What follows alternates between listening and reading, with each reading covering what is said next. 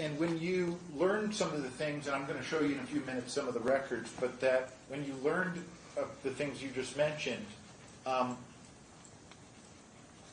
did you, or why did you feel that you needed to get involved in the case involving Mr. Dow?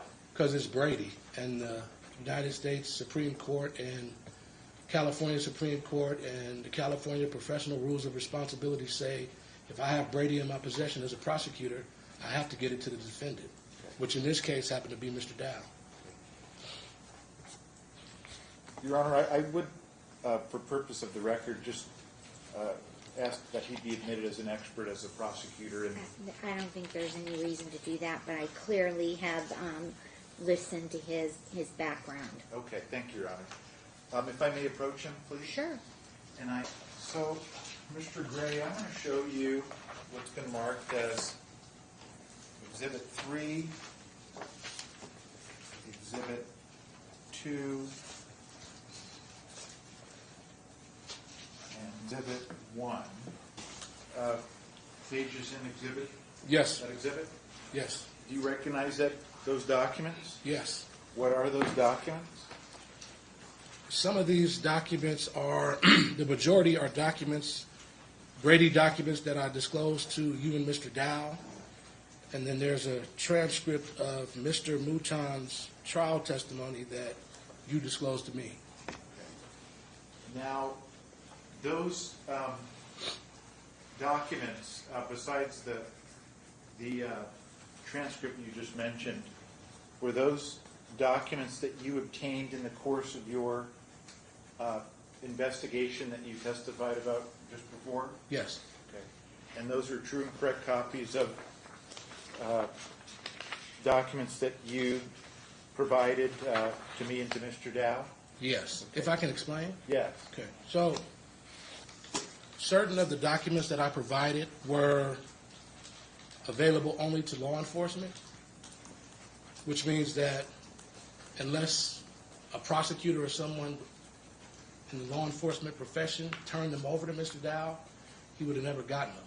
So, Exhibit B, which is a mugshot of Mr. Mouton. Did you say B? Exhibit B as in boy. Cover page B in Exhibit 3. So a cover sheet? I'm sorry, okay. Your Honor.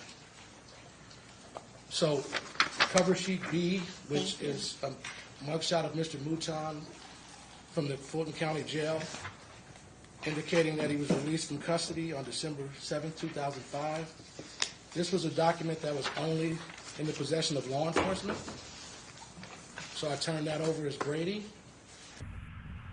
Now, that's Brady right there. That's a Brady violation. Those documents that he handed over to me, the bigot, Mark DiGiacomo, was supposed to hand it over. All that Block T gave to me. To withhold, to suppress, is a violation of Brady.